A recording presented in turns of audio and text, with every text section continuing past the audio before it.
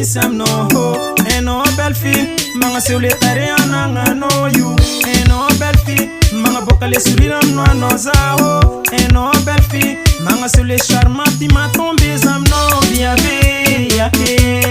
il m'a tombé zam no bien fait ya afto cousin tombé loin ta zoknaka nangala kusesin pitako nangala kunraha manga poisson nanga mwara kushifra katizala bitia vakuvaya vyuo izoknaka izoknaka yetski vya vyuna dia vapize zoknaka vya vyuna nefonaka nanga tima yetski vya vyuna dia vapize zoknaka vya vyuna nefonaka nanga timaro chambun chambani kobina vina fietka nangani iza tombe izokinaka chambun chambani kobina vina fietka nangani iza fale